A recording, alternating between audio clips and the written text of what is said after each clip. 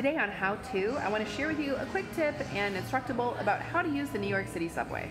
If you've never ridden the subway before, the first thing you should know is that Google Maps is now really great at showing you stop-by-stop instructions, including walking directions on how to get to the stop that you want to go to, and then also to use the system to reach your destination. So my first step is go to Google Maps and just look up your destination and click directions. And underneath it, you can also choose the public transit option. Sometimes it looks like a little train car. Choose that one and then you'll find your directions.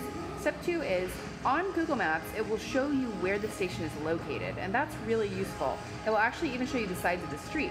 So you can zoom in, just like expand your screen a little bit, in order to figure out which station to go to, which is really great. When you get there, you're gonna know that it's the right station because the train that you'll be looking for, which you'll see either a number or a letter, and you'll see it in a circle on Google Maps. You'll know when you got to the station because it will say subway, and then there will be the little circles that have the right color on them and also the right number or letter for the place that the train that you want to go. You do want to just take note of the direction. In Google Maps, you'll see like, the 6, which is a little green circle, and it will share a direction with you. So you'll see like usually something like uptown or downtown, and you may see a destination listed, which is the end of the line. You don't have to worry about that too much. Sometimes it can be pretty confusing if you're from out of town, but you can just look into the Google Maps instructions and you'll see in there what the end destination of the train that you want to get on is. So that can kind of help make it a little bit easier. But overall, you just want to know if you're going uptown, it's like going north. If you're going downtown, it's going south, generally. I'm pretty sure that's always true, but that's kind of the heuristic of it. And then you also just want to know, if something's like Brooklyn or whatever it is, and you just don't know which direction it is, then just look into the Google Maps instructions and it will tell you how. When you get into the station, what you need to do is you need to buy a Metro card. Hang on, I'll show you mine. One of these little fellas. Isn't that cool? You can buy them on site through like digital ticket machines in the subway. They take credit cards and debit cards. Some might take cash, but I just prefer to pay with either bank card or credit card. And you can buy them either on an unlimited pass for several days, or you can buy them just by some volume of money. I just put 20 bucks on my card because I thought that was easier. And the more you spend on it, you get a little bonus. But if you're just visiting the city, I think it's sometimes nice to just put 20 bucks on and see how fast it goes. The other thing you want to know is that it will cost you a fee to get the Metro card. It's $1, so they just add $1 on top of however much you spend. So that's how that works. And then it will just spit it out right out of the machine and you'll grab it. And then the key is you're going to look, some of the stations you need to be sure that above the turnstile where you enter, it says the direction that you're heading, like uptown, downtown, and it says the right train number, like symbol.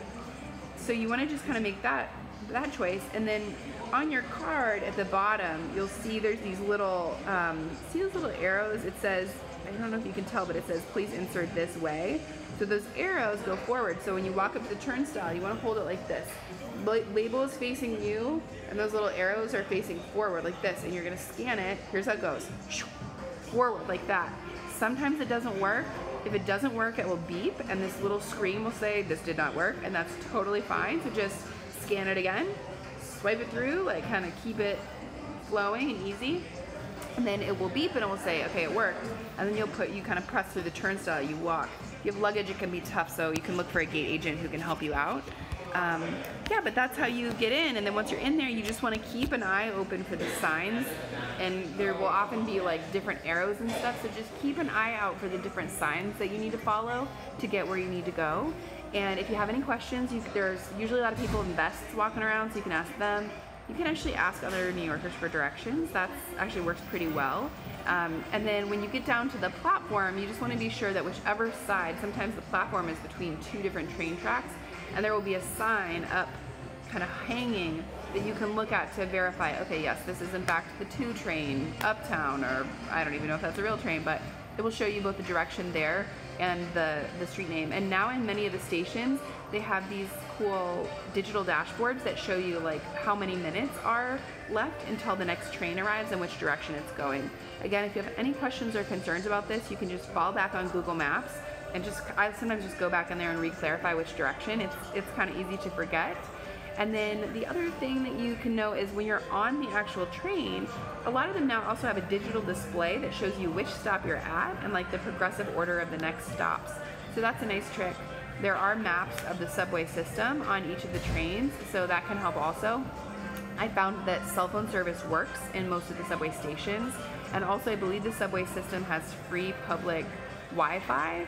So if you are worried about losing service when you go underground, you don't really need to worry too much as long as your phone can kind of connect to the basics, and then you can keep access to your phone and the directions. So I hope this was helpful if you've never ridden the subway in New York before, or you want to try it out. And then I guess the last thing you just need to know is get off at your stop. When you get off, the different exits will be labeled a lot of the times of which corner you're surfacing on, which doesn't tend to matter that much, but can be a fun thing if it's raining or something like that.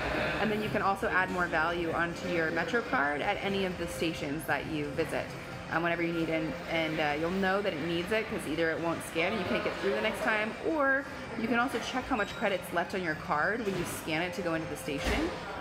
Through the turnstile, you'll scan it and it'll say $20 remaining, $2 remaining. So that's like kind of a nice place to look just to find out how soon you need to put more value on your card. Happy travels, and I hope you have a really wonderful stay in New York City.